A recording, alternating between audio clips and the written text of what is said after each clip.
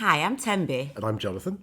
and today on How to Learn, We're going to be talking about the discomfort zone and how to learn by putting yourself into situations that you're not fully comfortable with. And Thembi, you've got a recent example, I think, of being a speaker on a panel, which for you was something that was a bit out of the usual and took you into your discomfort zone. yes, absolutely.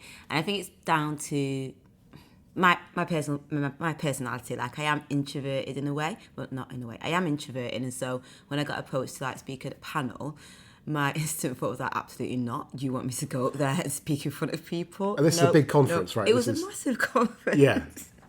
And you haven't done this before? No.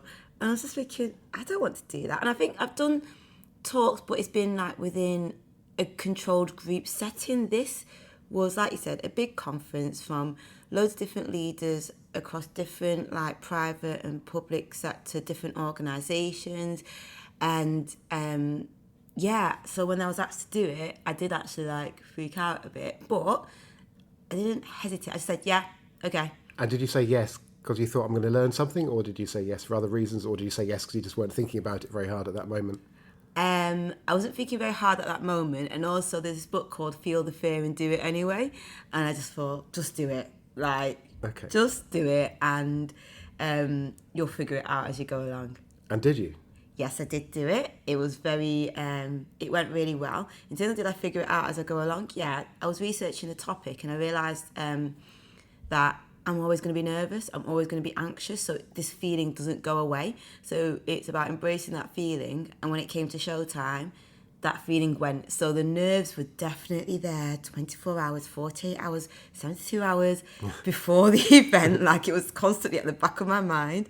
But as soon as I got the opportunity to just sit on the stage and be like, go on, go for it, you've got nothing to lose. So what did you put alongside, given that the nerves weren't going to go away, what did you put alongside the nerves to make sure that it was a success? Basically sort of coaching myself, making notes, running through what I wanted to talk about. Not necessarily practicing, but practicing. And just preparation, definitely. Preparation was the key. Even little things like knowing the venue or asking the venue organisations what's the room setup going to be like, how are you going to position yourself. It was just getting as much information as I could, before the event. And what would you take from that into other things in the future where you're going to put yourself in similar situations then? So is it worth getting? What did you learn? Is it worth getting into that discomfort zone for the learning? Yeah, definitely. I feel like what it taught me was anytime that I feel the fear of doing something or feel like, oh my gosh, I'm going out of my comfort zone, I'm going to take myself back to that moment and recognise it's all going to be okay. It's fine.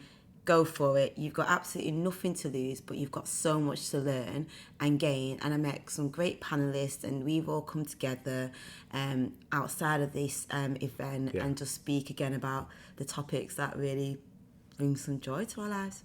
And I was going to say, tell yourself, what's the worst that could happen? It's probably not a good idea to think about the worst that could happen, because that could be not great at all. But what you've learned is that it went well. It went well.